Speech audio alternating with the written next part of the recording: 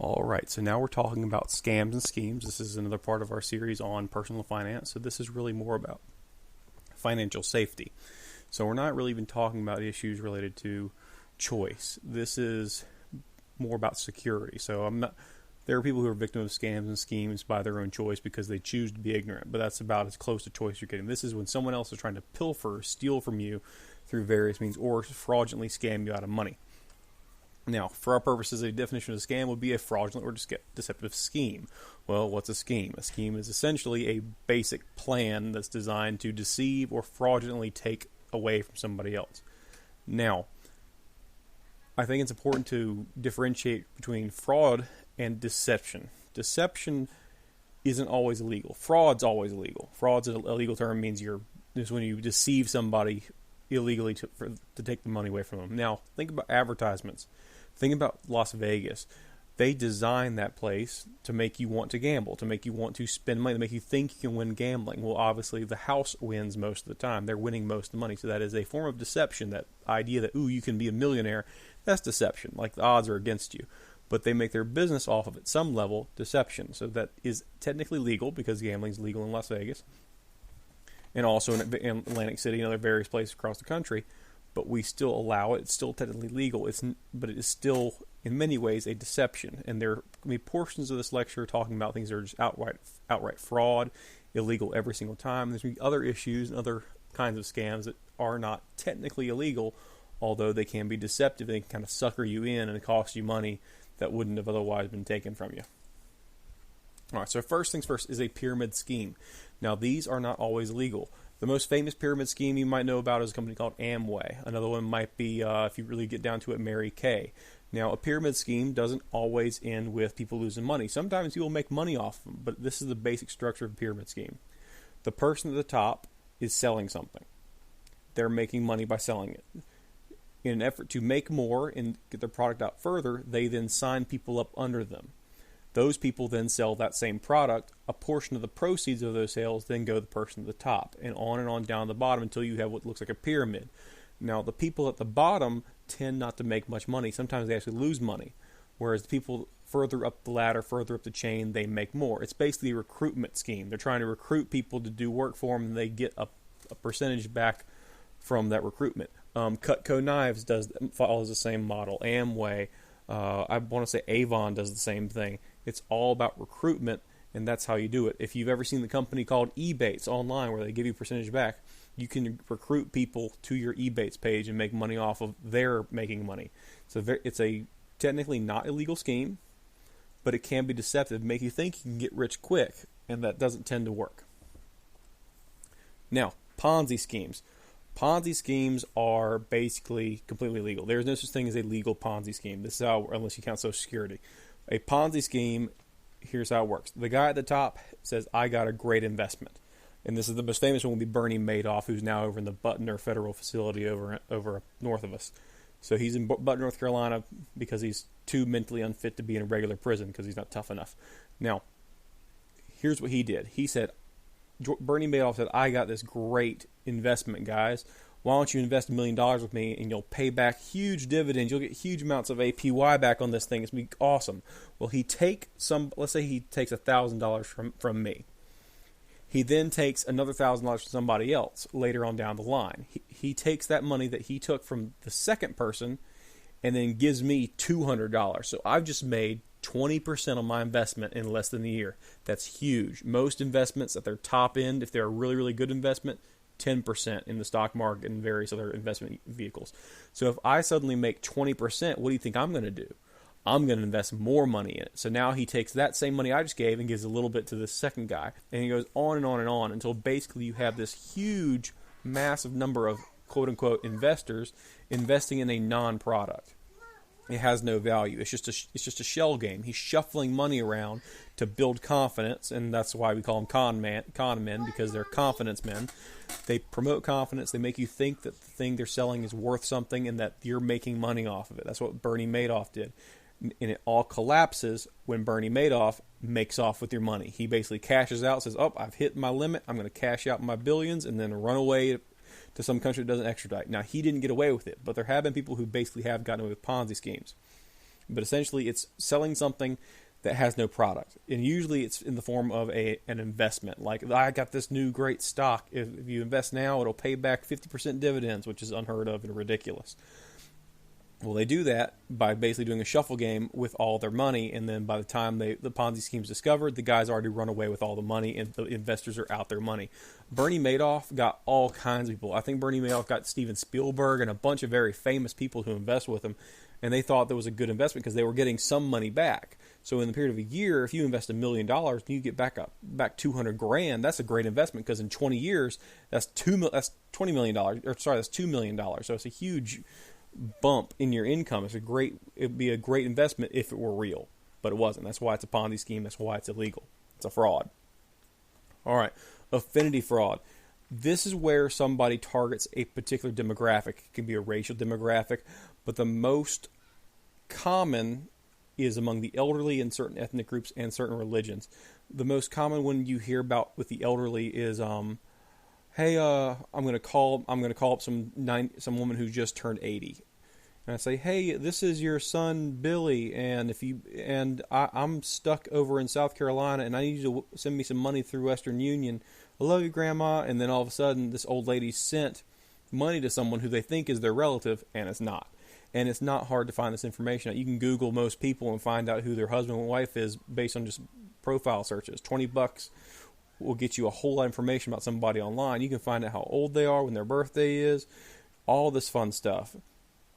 And all of a sudden, you're able to use affinity or affection to your advantage. So, and it happens with ethnic groups as well. I'm going to start up a new fund for young African Americans to go to college, and I'm calling you to try to get a donation. And they know they're calling an African American person. They might be calling an older African American person in the hopes that they will, by virtue of that connection, that affinity, send money. And there's no charity, there's no grandchild, there's no religious institution being benefited. It's just a scam to get money sent to you. It's a fraud. Predatory lending. All right. This is what predatory lending looks like. It's very common, but it's been regulated very heavily. Now, the biggest issue with predatory lending comes out of the 2008 financial crisis.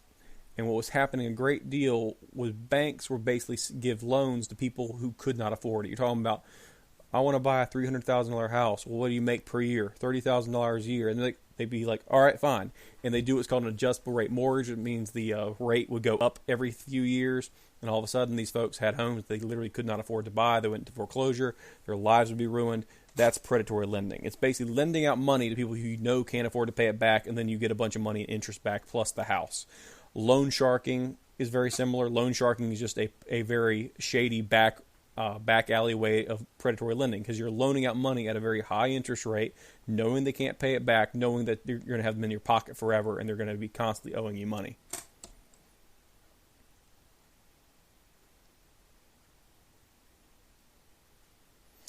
Other elements of predatory lending, sometimes you'll have fraud in the appraisal. So all of a sudden the house is quote unquote worth $500,000 and really it's worth $300,000. Then guess what? You buy that house and then you come to find out, wait a second, this house isn't worth that much. And you don't usually find that out until you're trying to sell it and get out from under the house. And all of a sudden you're way underwater on the home. They get foreclosed on, and it's, again, terrible, terrible stuff. And this is all basic elements of the scam. If you want to pause it here and write these down, feel free, but we don't test heavily on it. The big thing you need to notice about predatory lending is be able to identify it. It's not defined by federal law, really, but it kind of is now at this point.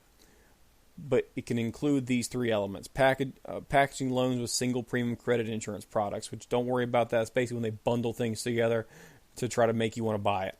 Repeatedly financing a loan for a short period of time. That always looks strange because refinancing costs money each time you do it. So they might be, hey, a year later, let's refinance. You got more equity, let's refinance. And every time you refinance it, you're paying another $2,000.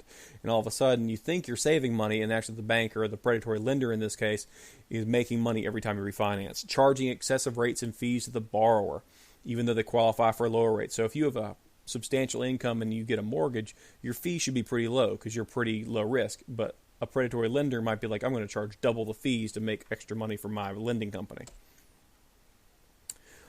pause here. I'm not going to go through all this stuff. Just take a look at them. If you don't know the definition, Google the definition, know it for your stuff. Again, I'm not going to test heavily on predatory mortgages. But go ahead, pause it here, write down what you need. All right. Other common scams, advance fee scams, the prize that'll cost you scam. The prize that'll cost you, that's the one you get usually through email nowadays, but it used to be sometimes solicited by mail until mail fraud got put in there, and that got you 10 years in prison. But the prize that'll cost you works like this. You've just won the lottery, but you have to send us $100 for processing fees, and there's no lottery. You didn't win a lottery. You just sent $100 to somebody, and you're never going to see it again. Online auctions. Now, legit online auctions exist. eBay's out there, but you know what? There are a lot of people that sell iPods for $200, or not iPods, it makes me sound old, new iPhones, saying this is the brand new iPhone, blah, blah, blah, blah, blah, blah, blah. And then you get it, and it's an emptied out cigarette case that just looks like an iPhone. Well, that's not going to be very helpful, and you just paid $200 for something that wasn't worth 10 cents. Fraud jobs. This is very common on Craigslist, where they'll put job postings online, and what's the first thing somebody does when they apply online for a job? They send all kinds of super fun information called their resume.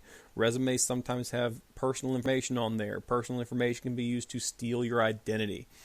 Additionally, fraud jobs could be like the job that could cost you, like the prize that cost you, but the job that could cost you. Where, yeah, you could get this job, just send us $200 for processing fees to get you tested and background checked, and we'll go ahead and get you started next Monday. And there's no job there. And you're just, again, out $200. Money-making schemes. This would be kind of along the lines of like Ponzi schemes. Hey, you can do this and you'll double your money in a week, that kind of stuff. Things that are too good to be true often are. That's kind of where you start seeing money-making stuff. Bogus charities, all the time. You see them soliciting online all the time. Always back check your charities. Make sure they're legitimate. Make sure the addresses match up for where you're supposed to send money for the online source, as well as where they want you to send the money to. Don't send money online unless you know the charity already. Scam schools. A lot of scam schools are a hairy situation now because you have so much going on with higher education related things like Phoenix University, Trump University, ITT Tech being basically shutting down because they were found to be kind of misrepresenting things to their potential students. Think more when you see scam schools. Think about this: when you go out to international waters and they give you a 12-hour class and then say you're a doctor, that's a scam school. And they do have, and I think there's an episode of their show called American Dad where they do that one time. But it's basically like, hey, there's no laws out in international waters, quote unquote. It's not really true. But people will sometimes fall for these scam schools. Oh, now I'm an RN because I went out for my 12-hour tour on my boat, and now I took my class, and now I'm there. Or, hey, we're going to give you all these credits, and you only have to take 1 or 2 classes. Just pay us for the back credits, and then you'll be a licensed RN. And that's a scam. Don't trust those things. Too good to be true, it probably is. Other ways thieves work, and we're talking specifically here about theft of money or identity. So skimming is pretty common nowadays. It's a reason why you always check and always be very wary of credit card swiping devices as well as ATMs you're not familiar with. A skimmer is, here's how it works. You have every gas station nowadays has a place where you swipe or insert credit card. What skimmers will do is they'll take that, tamper with it, and put a fake one over top, a fake sliding or inserting portion for the card. When you insert or swipe your card, it scans all your information and sends it to a remote source. Boom, they have your credit card information, and there's nothing you can do about it. That's why you always, like, if you're really kind of paranoid like I am, you go to any place where you scan or swipe your card, kind of touch it and move it, see if you can't move it around. If it wiggles and if it's loose, don't use that ATM or don't use that gas station pump. Go somewhere else and tell the person at the pump something's wrong. That's why if you go to most gas stations, you see that little silver strip that says, if this is broken, do not use this, and go tell the person in charge of the gas station. That's to prevent skimmers and people from stealing identity and using that as a way to basically take somebody's identity through credit card scamming. Dumpster diving. It's exactly what it sounds like. That's when you go into somebody's dumpster hoping they've thrown away like a bill, like a medical bill or a credit card bill, or maybe a pre-approved credit card notice, or maybe some just any personal information that you might have just torn in half one time, thrown in. They can put that together, and then they have your identity, and they could possibly take out credit cards in your name. Account redirection. This is where you actually go to the post office and say, hey, my name is so-and-so, and I'm moving to this new house. Here's my new address. And now all of a sudden, all your banking information, other items might be getting sent there. It happens a lot with credit card companies. They'll call up and say, hey, I'm moving here, blah, blah, blah, blah, blah, blah, blah. Send all my stuff here. And then all of a sudden, you might have a credit card taken out in your name that you're not even aware of. Now, for the most part, the Postal Service, banks, credit card companies, they kind of, what they do is they'll send it to both addresses.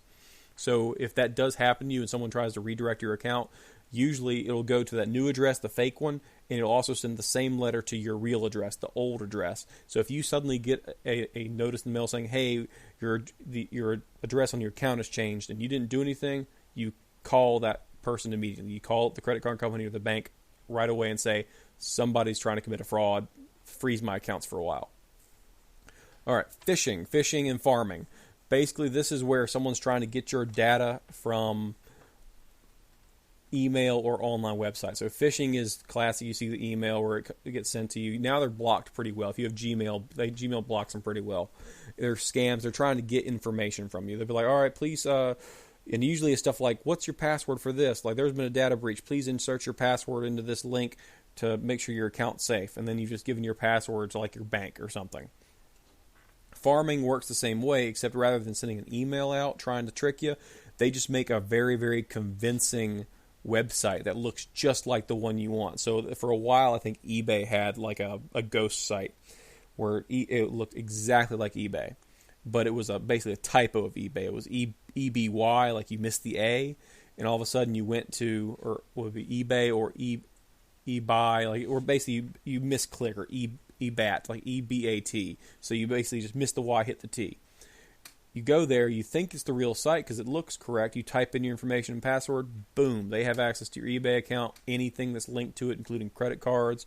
They can buy stuff in your name, all that other terrible stuff, and then you've had your identity, you gave it away by accident, basically. All right, wireless hacking. Wireless hacking has gotten really big in the last 10 or so years because wireless connections and wireless modems have become so common. Basically, someone gets into your wireless network, they attach to it, they access it, and they put software in that allows them to do things like see what your keystrokes on your keyboard are for like when you type in your password. It's one of the reasons why a lot of major banks, and they offer it on a lot of new Windows models and Apple models, the option to do a virtual keyboard, so there's no such thing as key logging software. They can follow that. They want to avoid key loggers from being able to figure out what your passwords to various websites and things are, so that's a big issue. Stealing. That's the easy one. I'm not even going to go over what stealing is.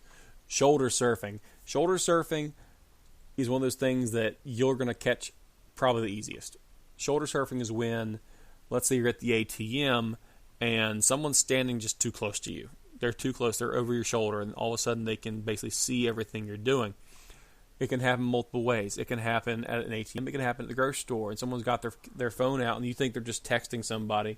Well, no, they've just zoomed in on your credit card, and they're going to know what that credit card number is now. And that's all it takes, not necessarily to use your credit card, but maybe to use that account redirection. So you go from, hey, I got my credit card number, but the credit card's no longer good, and I have a new address. So you give them the number, you give them the name, because you got that in that picture you took with your cell phone. You call up the credit card company and say, hey, I'm moving, and this is my credit card number, here's my name. And you can probably guess the address if you happen to know the zip code of where you were when you acquired it. Everything else kind of falls in line. Again, there's a lot of data about us out there anyway. All right, big strategy to avoid scams. Don't be a victim. That sounds really dumb when you think about it, but it's basically a state of mind. It's be wary of what's happening around you. Be wary of what you throw away. Am I throwing away something that can be used against me? Am I throwing away something of value to somebody else? Just because it's junk mail to you doesn't mean it's not junk, that it's not treasure for somebody who wants to steal your identity, who's not afraid to jump into your garbage can. If someone comes into town and you don't know them and they just seem to have this amazing offer, this amazing deal, and it seems too good to be true, investigate them. Figure out who they are. if they have a card and the name on it and there's no address and you can't find any information about them, don't trust that person. You wouldn't trust somebody you don't know anyway. Just because they're wearing a suit, just because they look like they know what they're doing. If they're wearing a tool belt, but one of the most common scams, especially against old people, is contractor fraud, where someone will come in, especially after storms like Hurricane Matthew. It got awful. They would come in, they'd find the oldest person in the neighborhood, knock on the door and say, I see you got some shingles messed up. If you pay me $400, I'll go ahead and take care of those for you tomorrow. Well, $400 later, they never come back. And that old person who might be on a fixed income, have very little money, is out $400 that they probably needed. Don't be fooled by appearances. A suit doesn't make you anything. It just makes you a person who owns a suit. Watch out for salespeople who prey on fear. So if somebody walks up to you and it's after Hurricane Matthew, oh, we need to waterproof your basement. My basement isn't in flood. Oh, you still need to waterproof it. Hurricane Matthew's coming. That kind of stuff. They might never come back. Never hand over money ahead of time. Don't front money to somebody, especially if you don't know them. Never front money in general, but don't front money to somebody unless you know who they are, who they're affiliated with, and that they have some brick and mortar store where you can go back and deal with. Monitor your investments. If you have a bank, if you have a credit card, check it daily. Just get online, look at it. Did it suddenly lose $1,000 in your brokerage account for your stocks? Well, check on that. Did you suddenly go from a $2,000 savings account to a $50 savings account? Monitor that. You're only going to find out by looking. Most banks don't issue alerts for the loss of $500 because they assume, okay, that might have been groceries for a large family. That could have, for my family, that's a Sam's trip for a month that fills up our freezer and everything else, and that takes care of it. So our credit card company is not going to say a word about that, but I would if I didn't go to Sam's and all of a sudden I lost all that money. That's an issue. Always do your homework in my class and also in life. Do your homework. Know what's going on around you. Google someone's name. In the day of the internet with company names online, if you're dealing with a company that has no online presence, that's your first red flag. Now, there are companies that are legitimate that don't have one. They're just a mom and pop shop and they just don't need one. But if they're coming to your door asking for your money and they don't have anything for it, and the red flags should just start flying. Don't be so trustful. And be wary of door-to-door solicitations. Just in general, don't trust somebody coming to your door trying to sell you something, because again, best case scenario, a door-to-door salesman is trying to sell you something. They're trying to convince you to buy something that prior you weren't going to buy. That's the best case scenario, because then they're legit. But if they're not legitimate, they're trying to scam you. So again, don't front money. Don't give money ahead of time. Pause it here. If you want to take a look at some of these are some great resources to help you avoid various types of scams. HUD's a great resource on that. The FDIC does some really good stuff with basically trying to make sure that banks don't, like people who bank, don't get defrauded. The FTC is good. Take a look here if you're still curious. And thanks for watching. Unless you had to watch.